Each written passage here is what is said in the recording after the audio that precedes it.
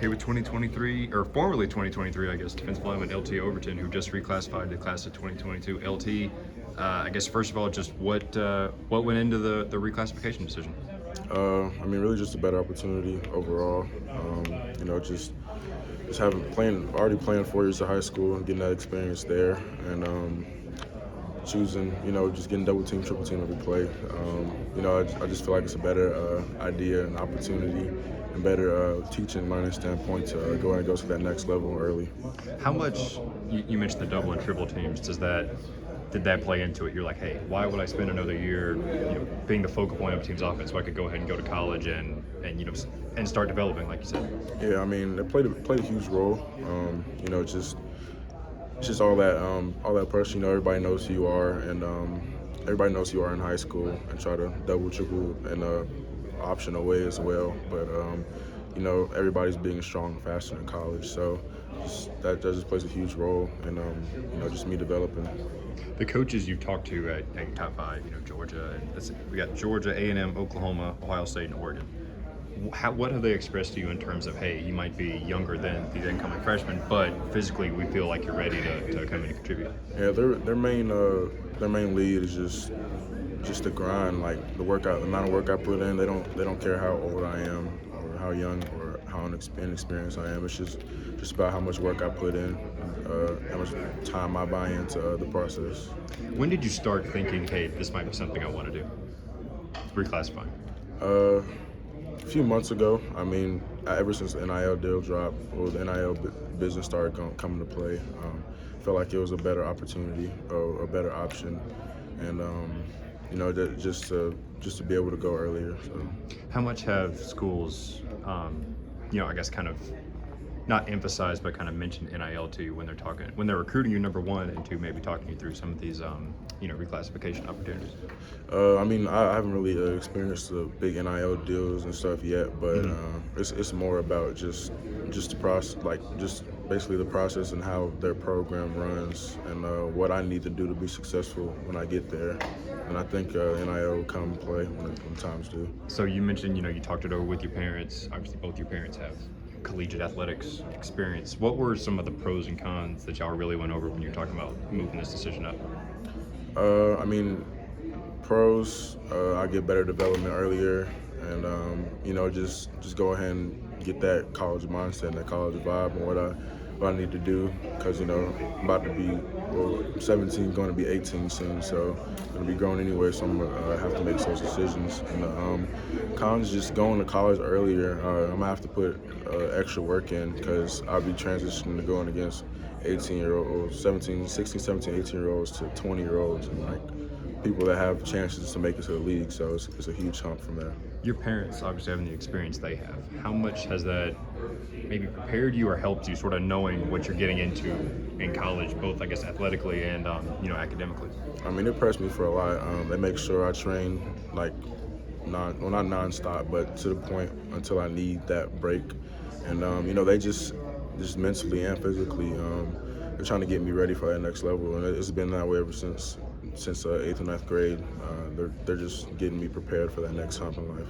So running through the top five, I guess just go down this. Texas A&M, what stands out most about the Aggies? Obviously, they've already got a star-studded 2022 class they brought in. Really, it's just, and I could say this about all the top five schools, but it's really about just the amount of communication they have. But A&M, the campus is beautiful. I was born there, and just that relationship I have with Coach Fisher. I've known him ever since he was at FSU, and me being in the 6th grade. So that's what really stands out the most. How about Oregon? Obviously Dan Lanning was recruiting you at Georgia. Now he's up in the Northwest. What is it about Oregon that stands out? How much is that relationship with Dan Lanning sort of meaning to you? Landon's been recruiting me like basically ever since I got to Georgia. So me having a relationship with him for the past 3 years, and him going over to Georgia, Oregon wasn't even in my top 12, but just that transition just made it change. So let's go to Ohio State. Up north, Buckeyes, obviously the premier program in the Big Ten. What sticks out the most about them?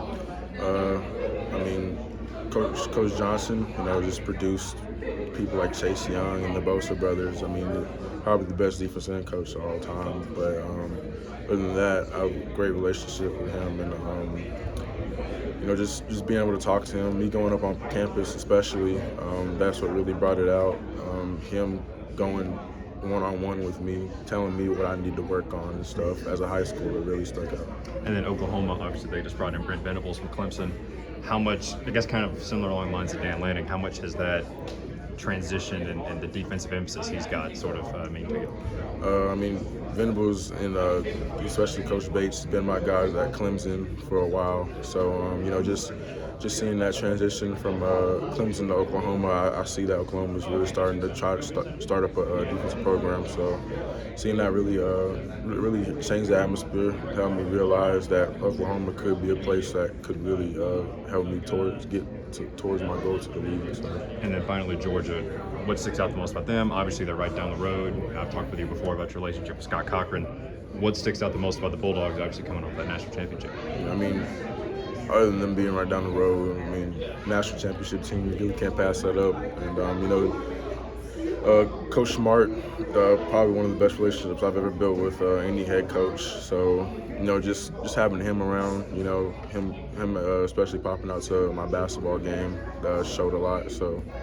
That was, I think, last Friday or 2 Fridays ago. Maybe Yeah. They showed up. What did that mean when you're preparing to play and you're on the court and you look over and you see the guy that just won a national championship on the sidelines? Everybody's hyped. So, just seeing that. I actually dunked on somebody that night. So, it got him going, and just seeing that just really puts an emphasis. I know he's got hops. Yeah. Did you see him jumping around on the sideline Yeah. after you dunked? So I guess talking more about Georgia, how much has your relationship with Scott Cochran gotten them in your top 5? Obviously, he stepped away from the program for a while. Now he's back.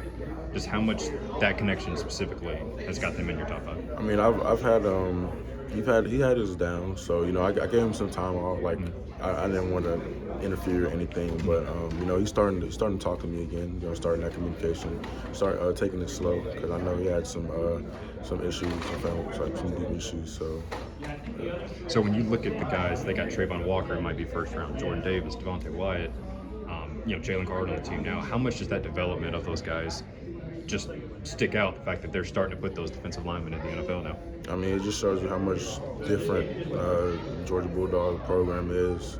Being able to develop all those D linemen, and you look at a dude like Jordan Davis, like 340 plus pounds, running like in the fours. So it's just a different type of process in Georgia.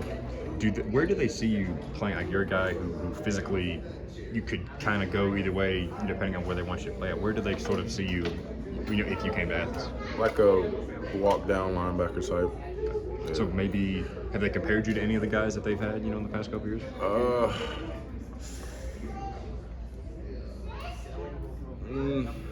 Not really. Number 44. Okay. Yeah. Trayvon Walker? Yeah. Okay. Again, kind of going back to what I said earlier, when you get compared to a guy that's been a star in Athens, he's going to go in the top 2 rounds of the draft, what goes through your mind when you hear that comparison? It's great, but it just shows how much work he put in, and it makes me think about the amount of work I have to put in to get to that next level. So you said, you're obviously you can take officials now. You're taking officials to all your top 5, right? So when you go on these visits, what are the things that you're looking for, when you get that kind of experience out of school? Every school is going to have the great weight rooms and, just nice facilities, but it's really from a mental aspect because I'm not going to be football don't last as long, so I'm looking for a great education and just a place that I'm really vibing with because I'm going to be living there for the next 3 or 4 years.